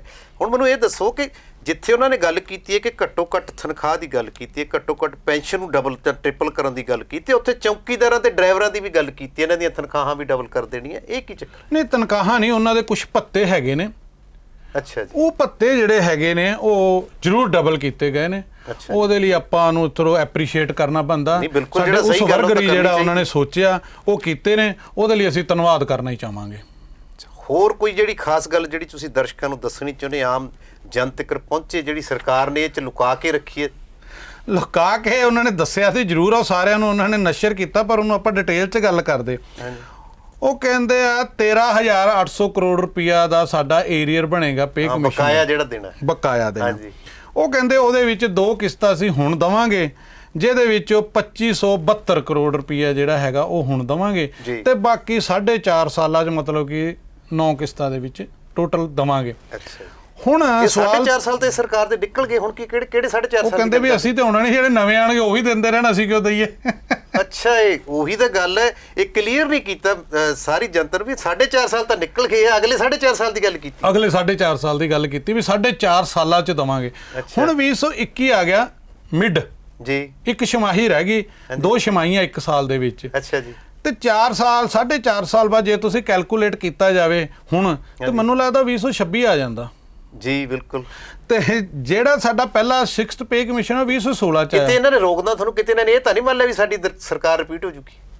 ਨਹੀਂ, ਇਹਨਾਂ ਨੇ ਇਹ ਮੰਨ ਲਿਆ ਵੀ ਅਸੀਂ ਹਾਰ ਗਏ, ਹੁਣ ਜਿਹੜਾ ਅਗਲਾ ਆਊਗਾ ਉਹ ਦਊਗਾ। ਜੇ ਮੰਨਦੇ ਵੀ ਸਾਡੀ ਰਿਪੀਟ ਹੋ ਗਈ, ਫਿਰ ਇਹਨਾਂ ਨੇ ਕਹਿਣਾ ਹੁਣੇ ਹੀ ਲੈ ਲਓ। ਅੱਛਾ, ਯਾਨੀ ਕਿ ਜਿਵੇਂ ਇਹਨਾਂ ਨੇ ਪਹਿਲਾਂ ਕਿਹਾ ਸੀ ਕਿ ਸਾਡਾ ਬਕਾਇਆ ਬੜਾ ਸੀ, ਕਿਤੇ ਹੁਣ 9,000 ਕਰੋੜ ਦੀਆਂ ਦੇਣਦਾਰੀਆਂ ਸੀ ਜਦੋਂ ਅਸੀਂ ਸਰਕਾਰ ਲਈ ਸੀਗੀ। ਇਹਨਾਂ ਨੇ ਇਹ ਵੀ ਕਿਹਾ ਸੀ ਨਾਲ ਜੀ, ਕਹਿੰਦੇ ਵੀ ਸਾਡਾ ਕੈਪੀਟਲ ਐਕਸਪੈਂਡੀਚਰ ਜਿਹੜਾ ਹੈਗਾ ਉਹ ਹਰਿਆਣੇ ਤੋਂ ਵੱਧ ਗਿਆ। ਜੀ ਹਾਂ। ਤੇ ਜੇ ਉਹ ਵੱਧ ਗਿਆ ਤਾਂ ਮਤਲਬ ਤੁਹਾਡੇ ਕੋਲ ਖਜ਼ਾਨਾ ਹੈਗਾ, ਸਾਡੇ ਨਾਲ ਐਵੇਂ ਮਜ਼ਾਕ ਕਰਦੇ ਰਹੇ ਵੀ ਸਾਡੇ ਕੋਲ ਖਰਚਾ ਨਹੀਂ, ਸਾਡੇ ਕੋਲ ਪੈਸਾ ਨਹੀਂ, ਸਾਡੇ ਉਹ ਖਾ ਗਿਆ, ਫਲਾਨਾ ਖਾ ਗਿਆ। ਤੁਸੀਂ ਕਹਿ ਰਹੇ ਹਰਿਆਣੇ ਤੋਂ ਵੱਧ ਸਾਡਾ ਕੈਪੀਟਲ ਐਕਸਪੈਂਡੀਚਰ, ਜਿਹਦੇ ਕੋਲ ਸਰਪਲਸ ਪੈਸੇ ਆ, ਤੇ ਫਿਰ ਕਿੱਥੋਂ ਆਇਆ? ਜਿਹੜਾ ਦੱਸ ਰਹੇ ਸੀ ਕੰਪਲੀਟ ਕਰੋ ਥੋੜਾ ਜਿਹਾ। ਮੈਂ ਇਹਦੇ 'ਚ ਇਹੀ ਗੱਲ ਦੱਸ ਰਿਹਾ ਸੀ ਕਿ ਜੇ ਆਪਾਂ ਇਹਦੇ ਵਿੱਚ 4.5 ਸਾਲ ਐਡ ਕਰ ਲਈਏ ਤਾਂ 2026 ਆ ਜਾਏਗਾ ਜੀ। ਹਾਂ। ਤੇ 2016 ਦੇ ਵਿੱਚ ਸਾਡਾ 6th ਪੇ ਕਮਿਸ਼ਨ, 10 ਸਾਲ ਬਾਅਦ 7th ਪੇ ਕਮਿਸ਼ਨ ਆਣਾ, ਜਿਹੜਾ 2026 ਚ ਆਣਾ। ਇਹਦਾ ਮਤਲਬ ਸਾਡਾ 2026 ਦਾ ਪੇ ਕਮਿਸ਼ਨ ਹੈ ਤੇ ਤੁਹਾਡਾ ਬਕਾਇਆ ਹੀ ਨਹੀਂ ਮੁੱਕਣਾ, ਸਾਡਾ ਜਿਹੜਾ ਪੁਰਾਣੇ ਪੇ ਕਮਿਸ਼ਨ ਦਾ। ਗੱਲ ਦੇਖੋ ਕਿੱਥੇ ਜਾ ਰਹੀ ਹੈ। ਯਾਨੀ ਕਿ ਅਗਲੇ ਪੇ ਕਮਿਸ਼ਨ ਦੀ ਰਿਪੋਰਟ ਤੇ ਕਿਹੜਾ ਬਕਾਇਆ ਹੀ ਥੋੜਾ ਖੜਾ ਰਹੂਗਾ, ਬਕਾਇਆ ਖੜਿਆ ਰਹੂਗਾ। ਇਹ ਬਕਾਇਆ ਤੇ ਤੁਹਾਨੂੰ ਵਿਆਜ ਦਿੰਦੇ ਜਾਂ ਟਰਸਟ ਦਿੰਦੇ? ਕੁਛ ਨਹੀਂ ਦਿੰਦੇ ਜੀ, ਪੁਰਾਣਾ। ਹੁਣ ਬਕਾਏ ਦੀ ਗੱਲ ਆ ਗਈ, ਪੇ ਕਮਿਸ਼ਨ ਦੀ ਗੱਲ ਕਰ ਲਈ। ਇਹਨਾਂ ਨੇ ਇੱਥੇ ਮੰਨਿਆ ਕਿ ਜਿਹੜਾ DA ਦਾ ਏਰੀਅਰ ਆ ਉਹ ਅਸੀਂ ਨਹੀਂ ਦੇਵਾਂਗੇ। ਮੈਂ ਤੁਹਾਨੂੰ ਗੱਲਾਂ ਕਰ ਰਿਹਾ ਅਜੇ ਤੱਕ ਜੋ ਸਮਝ ਆ ਰਹੀਆਂ, ਉਹ ਇਹਨਾਂ ਨੇ ਬੜਾ ਕਲੀਅਰ ਕੀਤਾ ਕਹਿੰਦੇ ਦਾ 6th pay commission it is report has recommended that the allowances are to be revised with prospective effect only no arrear for the period from 1/1/2016 to 30/6/2021 ਜੀ ਵੀ ਇਸ ਟਾਈਮ ਦਾ ਜਿਹੜਾ ਏਰੀਅਰ ਆ ਉਹ ਨਹੀਂ ਦਿੱਤਾ ਜਾਏਗਾ, ਜਿਹੜਾ ਘੱਟੋ ਘੱਟ 2 ਲੱਖ ਰੁਪਏ 1 ਲੱਖ ਤੋਂ ਲੈ ਕੇ 2.5 ਲੱਖ ਬੰਦਾ ਉਹ ਵੀ ਖਾ ਗਏ ਜੀ। ਅੱਛਾ 1 ਲੱਖ ਤੋਂ ਲੈ ਕੇ 2.5 ਲੱਖ ਅਲੱਗ-ਅਲੱਗ ਕੈਟਾਗਰੀ ਦਾ ਉਹ ਵੀ ਜਿਹੜਾ ਇਹ ਚੀਜ਼ ਖਾ ਗਏ ਵੀ ਜਾਨੀ ਉਹ ਏਰੀਆ ਬਕਾਇਆ ਨਹੀਂ ਦਿੱਤਾ ਜਾਊਗਾ, ਜਿਹੜਾ ਉਹ ਨਹੀਂ ਦਿੱਤਾ ਜਾਏਗਾ। ਇਹਦੇ ਵਿੱਚ ਇਹਨਾਂ ਨੇ ਕਲੀਅਰ ਕਰਤਾ ਔਰ ਇਹ ਐਫਡੀ ਨੇ ਕੀਤਾ ਨਾ ਕਿ ਪੇ ਕਮਿਸ਼ਨ ਨੇ ਕੀਤਾ। ਅੱਛਾ ਸੋ ਜਿਹੜੀ ਉਹਨਾਂ ਨੂੰ ਪੇ ਕਮਿਸ਼ਨ ਨੂੰ ਦਿੱਤੀ ਉਹਦੇ ਵਿੱਚ ਕਈ ਚੀਜ਼ਾਂ ਇਹਨਾਂ ਨੇ ਆਪ ਐਡ ਕਰਤੇ ਵੀ ਇਹ ਦੇਣਯੋਗ ਨਹੀਂ ਹੈਗਾ। ਸੋ ਸਾਡੀ ਡਿਮਾਂਡ ਤਾਂ ਇਹ ਵੀ 2.69 ਦਾ ਅਸੀਂ ਗੁਨਾਹ ਕਲਾਵਾਂਗੇ, ਨਹੀਂ ਤਾਂ ਸਾਡੇ ਜਿਹੜੇ ਅਗਲੇ ਨਹੀਂ ਫਿਰ ਤੁਸੀਂ ਫਿਰ ਉਤਰੋਗੇ ਕਿਸੇ ਸੰਘਰਸ਼ ਜਾਂ ਕਿਸੇ ਗੱਲ 'ਚ ਕਰੋਗੇ? ਸਾਡਾ ਐਕਸ਼ਨ ਦਿੱਤਾ ਹੋਇਆ ਜੀ ਆਲਰੇਡੀ। ਅੱਛਾ ਜੀ 23 ਤਰੀਕ ਤੋਂ ਲੈ ਕੇ 27 ਤਰੀਕ ਤੱਕ ਪੈਨ ਡਾਊਨ ਸਟ੍ਰਾਈਕ ਹੈ। ਸੈਕਟਰੀਏਟ ਤੋਂ ਲੈ ਕੇ ਬਲਾਕ ਤੱਕ ਜਿੰਨੇ ਵੀ ਕਲੈਰੀਕਲ ਕਾਮੇ ਨੇ ਉਹਨਾਂ ਦੀ ਇੱਕ ਸਿਰਮੌਰ ਜਥੇਬੰਦੀ Punjab state ministerial service union ਜਿਸ ਨੇ ਇਹ ਦਿੱਤੀ, ਜਿਹਦੇ ਵਿੱਚ ਸਾਰੇ ਹੀ ਵਿਭਾਗਾਂ ਦੇ ਜਿਹੜੇ ਹੈਗੇ ਆਫਿਸ ਜਿਵੇਂ irrigation PWD B&R health food and supply ਨਾਲ DC ਆਫਿਸ SDM ਦਫ਼ਤਰ ਚੰਡੀਗੜ੍ਹ ਦੇ ਡਾਇਰੈਕਟੋਰੇਟ ਕਿੰਨੇ ਮੁਲਾਜ਼ਮ ਪੈਨ ਡਾਊਨ ਕਰ ਦੇਣਗੇ, ਕਿੰਨੇ ਕ ਜਿਹੜੇ ਵਿਭਾਗ ਪ੍ਰਭਾਵਿਤ ਹੋਣਗੇ? 50,000 ਤੋਂ ਉੱਪਰ ਮੁਲਾਜ਼ਮ ਆ। ਦੇਖੋ ਜੀ ਜਿਹੜੇ ਮੁਲਾਜ਼ਮ ਇਸ ਸਮੇਂ ਹੜਤਾਲ ਕਰ ਰਹੇ ਨੇ ਉਹੀ ਸਰਕਾਰ ਨੇ ਜੀ। ਤੁਸੀਂ ਦੱਸੋ ਸੈਕਟਰੀਏਟ ਤੋਂ ਜਿਹੜੀ ਪਾਲਿਸੀ ਬਣਾਣੀ ਆ ਉਹ ਪਾਲਿਸੀ ਬਣਾਣੀ ਕਹਿੰਦੇ ਆ, ਸਾਡੇ ਕੋਲ ਇੱਕ ਕਾਗਜ਼ ਆ ਗਿਆ ਲਿਖ ਕੇ ਵੀ ਇਹਨੂੰ ਐਂ ਕਰ ਦੋ, ਹੁਣ ਪੇ ਕਮਿਸ਼ਨ ਇਹਨਾਂ ਨੇ ਕਰ ਕੁਰ ਲਿਆ ਔਰ ਇਹਦੇ ਵਿੱਚ ਵੀ FD ਦੇ ਸਾਡੇ ਕੋਈ ਸਾਥੀ ਲੈ ਗਏ ਡਫਰੀ ਦੇ। ਹੁਣ ਇਸ ਤੋਂ ਬਾਅਦ ਇਹ ਪੇ ਕਮਿਸ਼ਨ ਦੀ ਥੱਲੇ ਇੰਪਲੀਮੈਂਟ ਕਿਵੇਂ ਕਰਨਾ ਉਹ ਸਾਡੀ ਬ੍ਰਾਂਚ ਕੋ ਆਊਗੀ। ਫਿਰ ਸਾਰੇ ਪੰਜਾਬ ਕੋਈ ਵੀ ਪਾਲਿਸੀ ਕਰਨੀ ਉਹ ਸੈਕਟਰੀਏਟ ਤੋਂ ਡਾਇਰੈਕਟੋਰੇਟ ਜਾਂਦੀ ਹੈ, ਡਾਇਰੈਕਟੋਰੇਟ 'ਚ ਨੀਚੇ ਫੀਲਡ ਦਫ਼ਤਰ ਜਾਂਦੀ। ਜਦੋਂ ਸੈਕਟਰੀਏਟ ਬੰਦ ਆ, ਸੈਕਟਰੀਏਟ ਤੋਂ ਅਗਲਾ ਚੈਨਲ ਡਾਇਰੈਕਟੋਰੇਟ ਬੰਦ ਆ, ਡਾਇਰੈਕਟੋਰੇਟ ਤੋਂ ਅਗਲਾ ਚੈਨਲ ਫੀਲਡ ਦਫ਼ਤਰ ਉਹ ਬੰਦ ਆ, ਤੇ ਸਰਕਾਰ ਕੰਮ ਕਿੱਥੇ 5 ਦਿਨ ਸਰਕਾਰ 5 ਦਿਨ ਬੰਦ ਕਰਨ ਜਾ ਰਹੇ ਹੋ ਤੁਸੀਂ? ਹਾਂਜੀ ਬਿਲਕੁਲ ਬੰਦ ਕਰਨਾ। ਇਸੇ ਕੁਝ ਮੰਗਾਂ ਇਹਦੇ ਨਾਲ ਜੁੜੀਆਂ ਹੋਈਆਂ, ਕੁਝ ਮੰਗਾਂ ਹੋਰ ਵੀ ਹੈ ਤੁਹਾਡੀ? ਹਾਂ ਇਹ ਇੱਕ ਮੰਗ ਸੀ ਪੇ ਕਮਿਸ਼ਨ ਜਿਹੜੀ ਨਿਰੋਲ ਮੁਲਾਜ਼ਮਾਂ ਨਾਲ ਸੰਬੰਧਿਤ ਆ। ਤੇ ਬਾਕੀ ਜੇ ਮੈਂ ਗੱਲ ਕਰਾਂ ਬਾਕੀ ਮੰਗਾਂ ਦਾ ਸੰਬੰਧ ਜਿਹੜਾ ਹੈਗਾ ਉਹ ਕੱਲੇ ਮੁਲਾਜ਼ਮਾਂ ਨਾਲ ਨਹੀਂ, ਉਹ ਪੂਰੇ ਸਮਾਜ ਨਾਲ ਆ। ਥੋੜਾ ਜਿਹਾ ਬਰੀਫ ਕਰ ਦਿਓ, ਫਿਰ ਆਪਾਂ ਇੱਕ ਦੋ ਕੁਐਸਚਨ ਇਹਦੇ ਹੋਰ ਲਵਾਂਗੇ ਲਾਸਟ। ਮੈਂ ਬਰੀਫ ਕਰਦਾ ਕਿ ਦੇਖੋ ਲੋਕ ਕਹਿੰਦੇ ਨੇ ਕਿ ਮੁਲਾਜ਼ਮ ਬਹੁਤ ਜ਼ਿਆਦਾ ਪੈਸੇ ਲੈਂਦੇ ਨੇ ਤੇ ਫਿਰ ਮਰੂ ਕਰਦੇ ਨੇ। ਗੱਲ ਹੈਗੀ ਹੈ, ਬਿਲਕੁਲ ਕਹਿੰਦੇ ਨੇ ਜੀ ਲੱਖ 1.5 ਲੱਖ ਤਨਖਾਹ ਇਹਨਾਂ ਨੂੰ ਕਾਹਦੇ ਚਾਹੀਦੇ?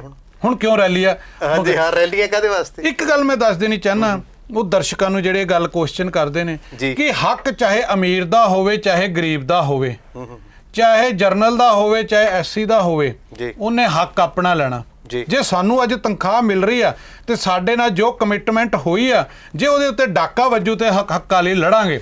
ਦੂਜੀ ਗੱਲ ਮੈਂ ਉਹਨਾਂ ਨੂੰ ਇਹ ਸਮਝਾਉਣੀ ਚਾਹੁੰਦਾ ਕਿ ਇਹ ਸਾਡੇ ਹੱਕਾਂ 'ਚ ਨਹੀਂ, ਇਹ ਤੁਹਾਡੇ ਹੱਕਾਂ 'ਤੇ ਆ। ਕਿਉਂ? ਮੈਨੂੰ ਪੈਨਸ਼ਨ ਮਿਲ ਰਹੀ ਆ ਕਿਉਂਕਿ ਮੈਂ ਪੁਰਾਣੇ ਕਰਮਚਾਰੀ ਹਾਂ, ਲੇਕਿਨ ਸਮਾਜ ਦੇ ਵਿੱਚੋਂ ਜਿਹੜੇ ਹੁਣ ਨਵੇਂ ਤੁਹਾਡੇ ਬੱਚੇ ਵੀ ਆਣਗੇ ਪੜ੍ਹਦੇ ਕਿਉਂ ਆ? ਨੌਕਰੀ ਲਈ, ਕਿਉਂਕਿ ਹੋਰ ਤੇ ਸਾਡੇ ਇੱਥੇ ਕਿਤੇ ਵੀ ਜਿਹੜਾ ਹੈਗਾ ਰੁਜ਼ਗਾਰ ਹੈ ਨਹੀਂ, ਤੇ ਜਾਂ ਫੋਰਨ ਕੰਟਰੀ ਜਾਣਗੇ। ਤੇ ਜੇ ਇੱਥੇ ਰਹਿਣਗੇ ਰੁਜ਼ਗਾਰ ਸਰਕਾਰੀ ਨੌਕਰੀ 'ਚੋਂ ਮਿਲੂਗਾ।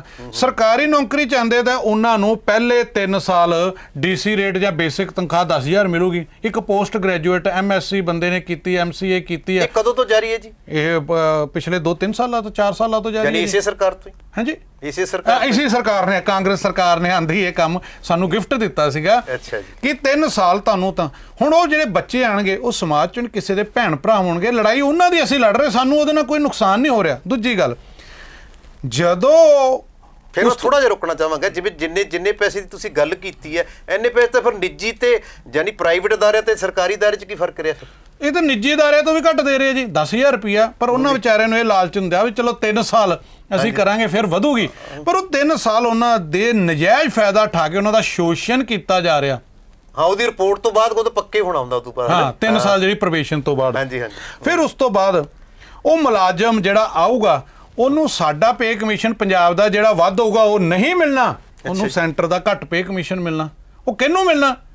ਜਿਹੜੇ ਇਸ ਸਮਾਜ 'ਚੋਂ ਬੱਚੇ ਆਣਗੇ, ਤੁਹਾਡੇ ਸਾਡੇ ਬੱਚੇ ਹੋਣਗੇ, ਉਹਨਾਂ ਲਈ। ਇਹ ਲੜਾਈ ਕਿਹਦੀ ਹੋਗੀ? ਸਾਡੀ ਹੈ, ਸਾਨੂੰ ਤਾਂ ਮਿਲ ਰਿਹਾ ਪੰਜਾਬ ਦਾ ਪੇ, ਅਸੀਂ ਲੜ ਰਹੇ ਆਪਣੇ ਪੇ। ਤੁਸੀਂ ਇੱਕ ਗੱਲ ਦੱਸੋ, ਜੇ ਤੁਹਾਡੇ ਵਾਸਤੇ ਪੰਜਾਬ ਦਾ ਪੇ ਕਮਿਸ਼ਨ ਲਾਗੂ ਹੈ ਤਾਂ ਫਿਰ ਉਹਨਾਂ ਜਿਹੜੇ ਨਵੇਂ ਬੱਚੇ ਆਉਣਗੇ ਜਿਨ੍ਹਾਂ ਦੀ ਤੁਸੀਂ ਗੱਲ ਕੀਤੀ ਹੈ, ਜਾਂ ਉਹਨਾਂ ਦਾ ਪਹਿਲਾਂ ਹੀ ਤਨਖਾਹ ਘੱਟ ਹੈ, ਤੇ ਪੇ ਕਮਿਸ਼ਨ ਸੈਂਟਰ ਦਾ ਇਹ ਕਿਹੜੇ ਰੂਲ 'ਚ ਲੈ ਕੇ ਆਉਂਦੇ ਇਹਨਾਂ ਨੇ?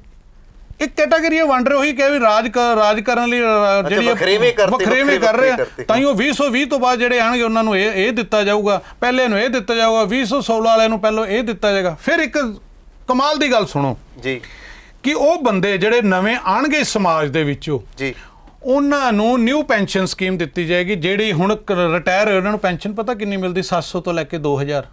700 ਤੋਂ 2000? ਹਾਂਜੀ, ਮਾਤਰ। ਤੇ ਇਹ ਤਾਂ ਹੁਣ ਕਹਿ ਰਹੇ ਸੀ 3500 ਤੋਂ 9000 ਕਰਤੀ ਸੀ।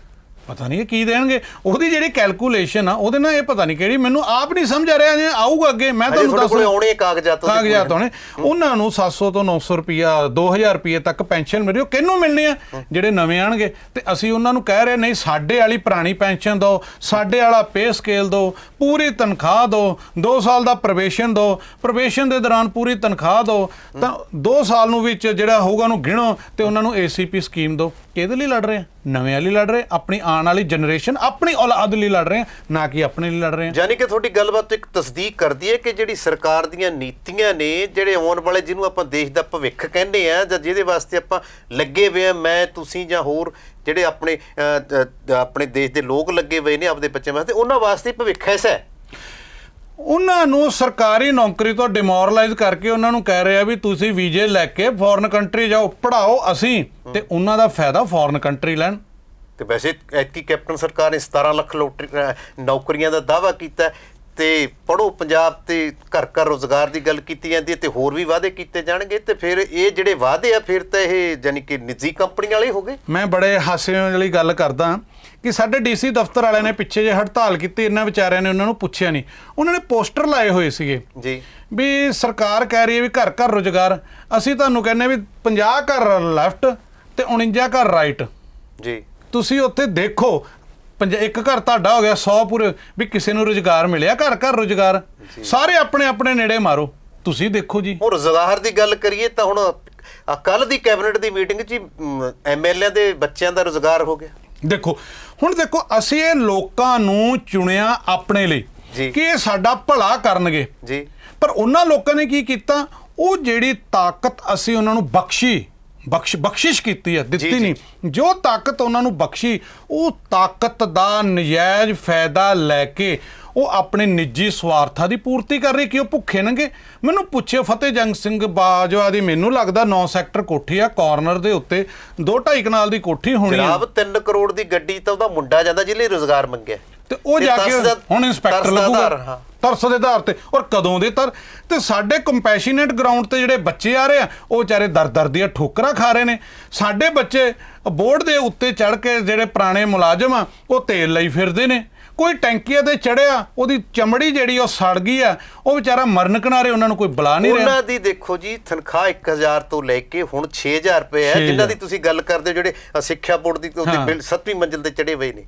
ਤੇ ਇੱਥੇ ਤਾਂ ਹੁਣ ਗੱਲ ਤਾਂ ਹੋਈ ਸੀ ਕੈਬਨਿਟ ਦੇ ਵਿੱਚ DSP ਰੈਂਕ ਦੀ, ਉਹ ਫਿਰ ਕਹਿੰਦੇ ਇੰਸਪੈਕਟਰ ਦੇ ਦਿਓ ਯਾਰ। 5 ਮੰਤਰੀਆਂ ਨੇ ਵਿਰੋਧ ਕੀਤਾ, ਯਾਨੀ ਕਿ 5 ਮੰਤਰੀ ਚੱਲ ਬੋਲਣ ਤਾਂ ਲੱਗ ਗਏ, ਗੱਲ ਕਰਨ ਤਾਂ ਲੱਗੇ, ਪਹਿਲਾਂ ਇਹ ਵੀ ਨਹੀਂ ਕਰਦੇ, ਪਰ ਬਾਅਦ ਚ ਉਹਨਾਂ ਨੇ ਵੀ ਹਾਂ ਭਰਤੀ ਚੱਲ ਇੰਸਪੈਕਟਰ ਦਾ ਰੈਂਕ ਦਾ ਦੇ ਦਿਓ। 3 ਮੰਤਰੀ ਕਾਂਗੜ ਸਾਹਿਬ ਦੇ ਇੱਕ ਰਿਸ਼ਤੇਦਾਰ ਨੂੰ ਦਿੱਤਾ ਗਿਆ, ਇੱਕ ਆਪਣੇ ਬਾਜਵਾ ਸਾਹਿਬ ਦੇ ਨੂੰ, ਇੱਕ ਉਹ ਰਕੇਸ਼ ਪਾਂਡੇ ਆ ਉਹਨਾਂ ਦੇ ਨੂੰ ਦਿੱਤਾ ਗਿਆ। ਤੇ ਇਹ ਜਾਨੀ ਕਿ ਰੁਜ਼ਗਾਰ ਤਾਂ ਫਿਰ ਮੰਤਰੀਆਂ ਨੂੰ ਹੀ ਹੋ ਗਿਆ ਜੀ। ਹੁਣ ਗੱਲ ਇਹ ਹੈ ਕਿ ਜੇ ਇਹਨਾਂ ਨੂੰ ਦੇਖਿਆ ਜਾਵੇ, ਗਲਤੀ ਸਾਡੀ ਆ। ਹੁਣ ਕਰੀਏ ਤੇ ਕਰੀਏ ਕੀ?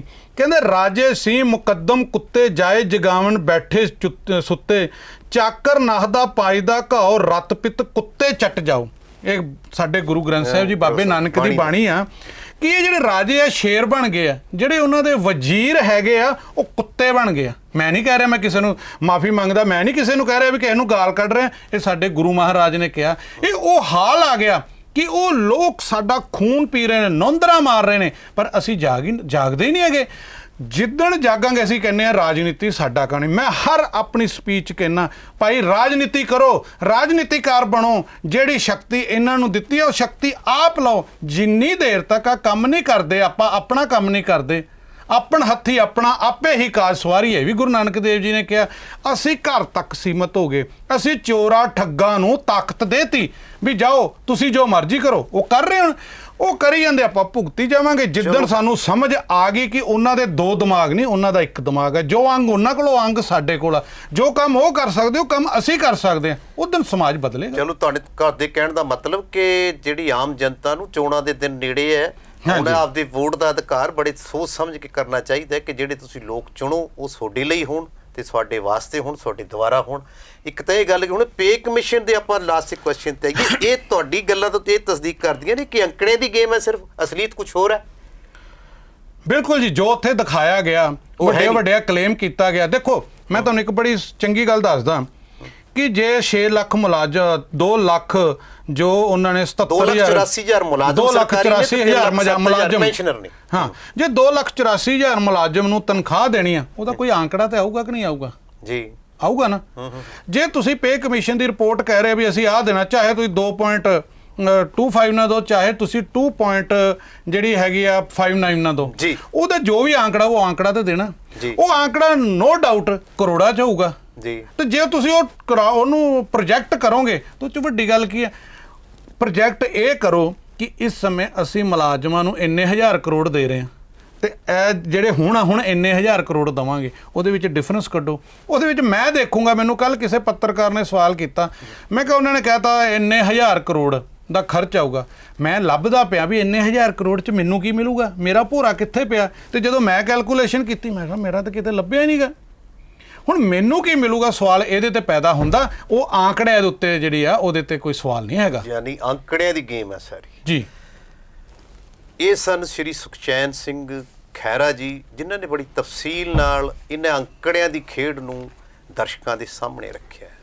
ਉਹਨਾਂ ਦਾ ਕਹਿਣਾ ਹੈ ਕਿ ਕਰੋੜਾਂ ਦੇ ਅੰਕੜੇ ਤਾਂ ਦੱਸਦੇ, ਪਰ ਜਿਹੜੇ ਇਕੱਲੇ ਮੁਲਾਜ਼ਮ ਨੂੰ ਮਿਲਣਾ ਕੀ ਆ, ਉਹ ਕਦੇ ਧਿਆਉਂਦਾ ਨਹੀਂ ਗਾ। ਬਾਕੀ ਜਿਹੜੇ ਡਬਲ ਕੀਤੇ ਗਏ ਨੇ, ਉਹ ਤਾਂ ਮੁਲਾਜ਼ਮਾਤ ਕੋਲੇ ਪਹੁੰਚਣੇ ਨਹੀਂ, ਉਹ ਤਾਂ ਦੂਸਰੇ ਬੰਦਿਆਂ ਲਈ ਹੈ ਜਿਹੜੇ ਨਵੇਂ ਭਰਤੀ ਕੀਤੇ ਜਾਣਗੇ। ਬਾਕੀ ਜਿਹੜੀਆਂ ਨਵੀਂ ਨੀਤੀਆਂ ਦੀ ਗੱਲ ਕੀਤੀ ਹੈ, ਉਹਨਾਂ ਨੇ ਨਵੀਂ ਨੀਤੀਆਂ 'ਚ ਇਹ ਕਿਹਾ ਕਿ ਜੋ ਹੁਣ ਇਸ ਨੂੰ ਬੇਸਿਕ ਪੇ ਦਿੱਤੀ ਜਾ ਰਹੀ ਹੈ ਨੌਜਵਾਨਾਂ ਨੂੰ, ਉਹਨਾਂ ਵਾਸਤੇ ਨਵੀਂ ਪੈਨਸ਼ਨ ਸਕੀਮ ਲਾਈ ਗਈ ਹੈ। ਉਹ ਇੱਕ ਨਿੱਜੀ ਕੰਪਨੀ ਤੇ ਮਿਹਨਤਾਨੇ ਤੋਂ ਵੀ ਘੱਟ ਬਣਦੀ ਹੈਗੀ। ਇਸ ਕਰਕੇ ਫਿਰ ਰੁਝਾਨ ਵਿਦੇਸ਼ਾਂ ਵੱਲ ਬਣਦਾ ਨੌਜਵਾਨਾਂ ਦਾ। ਤੇ ਇਹ ਪੇ ਕਮਿਸ਼ਨ ਦੀ ਅਸਲੀਅਤ ਸੀ ਜੋ ਤਾਰੋ ਪੀੜ ਕਰਕੇ ਤੁਹਾਨੂੰ ਖਹਿਰਾ ਸਾਹਮਣੇ, ਦਰਸ਼ਕਾਂ ਦੇ ਸਾਹਮਣੇ ਰੱਖੀ ਹੈ। ਅਸੀਂ ਇਹੋ ਜਿਹੇ ਮਸਲੇ ਦਰਸ਼ਕਾਂ ਨੂੰ ਲਿਆਉਂਦੇ ਰਹਿੰਦੇ ਹਾਂ। ਜੇ ਤੁਹਾਨੂੰ ਸਾਡਾ ਪ੍ਰੋਗਰਾਮ, ਸਾਡੀ ਕੋਸ਼ਿਸ਼ ਠੀਕ ਲੱਗਦੀ ਹੈ ਤਾਂ ਇਹਨੂੰ ਸ਼ੇਅਰ ਤੇ ਲਾਈਕ ਜ਼ਰੂਰ ਕਰ ਦਿਆ ਕਰੋ। ਲਗਾਤਾਰ ਦੇਖਦੇ ਰਹੋ ਸਕਾਈ ਨਿਊਜ਼ ਪੰਜਾਬ।